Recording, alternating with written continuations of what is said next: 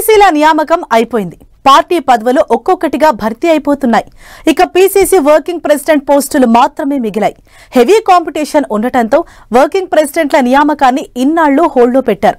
All of sudden గా PCC chief Mahesh Kumar Goud ఇచ్చిన hint తో రేసు మొదలైందట. వర్కింగ్ ప్రెసిడెంట్ పోస్ట్ కోసం లాబింగ్ స్టార్ట్ చేశారట లీడర్లు. కాంగ్రెస్ వర్కింగ్ ప్రెసిడెంట్ రేసులో ఉన్నదెవరు? ఛాన్స్ దక్కే నేతలెవరు? కాంగ్రెస్ లో వర్కింగ్ ప్రెసిడెంట్ పోస్టుల రేసు. పీసీసీ పోస్టు కోసం హస్తం పార్టీ నేతల లాబింగ్. పీసీసీ చీఫ్ ఇచ్చిన హింట్ తో జోరుగా ప్రయత్నాలు. వర్కింగ్ ప్రెసిడెంట్ పోస్టులో కూడా కాస్ట్ ఈక్వేషన్స్. తెలంగాణ కాంగ్రెస్ లో మరోసారి పదవుల పందేరం మొదలైంది. వరుసగా ఒక్కొక్కటిగా పార్టీ పదవులను భర్తీ చేస్తూ వస్తోంది ఏఐసీసీ. ఈ మధ్య కాలంలో వైస్ ప్రెసిడెంట్లు, political affairs committee, political advisory committee, general సెక్రటరీలు, లేటెస్ట్ గా డీసీసీ ప్రెసిడెంట్లను నియమించారు.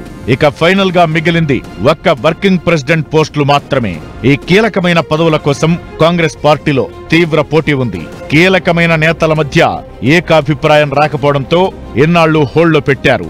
అయితే గాంధీ భవన్ లో జరిగిన పార్టీ ఎగ్జిక్యూటివ్ మీటింగ్ లో పీసీసీ చీఫ్ మహేష్ కుమార్ గౌడ్ కీలక కామెంట్స్ చేశారు. త్వరలో వర్కింగ్ ప్రెసిడెంట్ పోస్టులను కూడా భర్తీ చేస్తామని చెప్పారు. దీంతో వర్కింగ్ ప్రెసిడెంట్ పోస్టు కోసం నేతలు మరోసారి లాబింగ్ స్టార్ట్ చేశారట.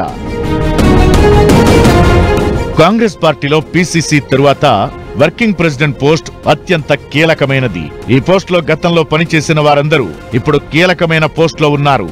ప్రస్తుతం సీఎంగా ఉన్న రేవంత్ రెడ్డి కూడా కాంగ్రెస్ లోకి రాగానే వర్కింగ్ ప్రెసిడెంట్ గా పనిచేశారు. డిప్యూటీ సీఎం భట్టి విక్రమార్క, మంత్రులు ఉత్తమ్ కుమార్ రెడ్డి, పొన్నం ప్రభాకర్, అజారుద్దీన్లు కూడా వర్కింగ్ ప్రెసిడెంట్లుగా చేసిన వారే. ప్రస్తుతం పీసీసీ చీఫ్ గా ఉన్న మహేష్ కుమార్ గౌడ్ కూడా లాస్ట్ టర్మ్ వర్కింగ్ ప్రెసిడెంట్ గా చేశారు. ఇలా వర్కింగ్ ప్రెసిడెంట్ గా కీలకమైన నేతలే పనిచేయడంతో ఇప్పుడు ఈ పోస్ట్ కు ఫుల్ డిమాండ్ ఏర్పడింది. ఈసారి వర్కింగ్ ప్రెసిడెంట్లను సామాజిక వర్గాల వారీగా కీలకమైన వ్యక్తులకు ఛాన్స్ ఇవ్వాలని పార్టీ ఆలోచన చేస్తోంది. వర్కింగ్ ప్రెసిడెంట్ పోస్టు కోసం సామాజిక వర్గాల వారీగా ఈసారి OC, BC, SC, ST, minority వర్గాల నుంచి ఒక్కొక్కరికి అవకాశం ఇవ్వాలని పార్టీ ఆలోచన చేస్తోందట.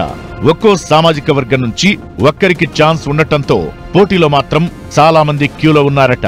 రెడ్డి సామాజిక వర్గం నుంచి పలువురు కీలక నేతలు పోటీ పడుతున్నారు. సీఎం రేవంత్ రెడ్డికి అత్యంత సన్నిహితులు భువనగిరి ఎంపీ చామల కిరణ్ కుమార్ రెడ్డి, రోహిన్ రెడ్డితో పాటు వరంగల్ వెస్ట్ ఎమ్మెల్యే నాయిని రాజేందర్ రెడ్డి కూడా రేస్లో ఉన్నారట. నాయిని రాజేందర్ రెడ్డికి వైస్ ప్రెసిడెంట్ గా అవకాశమిచ్చినా ఆయన ఆ పోస్టును తీసుకునేందుకు ససేమిరా అంటున్నారు. ఇక ఎంపీ చామల అయితే వర్కింగ్ ప్రెసిడెంట్ పోస్టు కోసం గట్టి ప్రయత్నాలు చేస్తున్నారు. ఫైనల్ గా రోహిన్ రెడ్డికి అవకాశమిస్తారని కాంగ్రెస్ వర్గాల్లో ప్రచారం జరుగుతోంది. ఇక బీసీ సామాజిక వర్గం నుంచి TSMDC corporation chairman Eravatri Anil Kumar, మాజీ MP Anjan Kumar Yadav working president post కోసం ప్రయత్నిస్తున్నారట. ఎస్సీ సామాజిక వర్గం నుంచి మాజీ MLA Sampath Kumar, Manakondur MLA Kavvampalli Satyanarayana lobbying చేస్తున్నారట. ఎస్టీ సామాజిక వర్గం నుంచి ఎంపీ బలరాం నాయక్ రేసులో ఉన్నారని అంటున్నారు. MP Balram Naik PCC chief post కోసం ప్రయత్నాలు చేసినా వర్కౌట్ కాలేదని, దాంతో వర్కింగ్ ప్రెసిడెంట్ పోస్ట్ ఇవ్వాలని పట్టుబడుతున్నారట. ఇక ఫైనల్ గా మైనారిటీ కోటాలో Firoz Khan, minority finance corporation chairman Obaidullah Kotwal, Khammam మాజీ డీసీసీ అధ్యక్షుడు జావేద్ రేసులో ఉన్నారనే ప్రచారం జరుగుతోంది. ఈ కీలకమైన పోస్టు ఎవరెవరికి దక్కుతుందనేది వేచి చూడాలి మరి.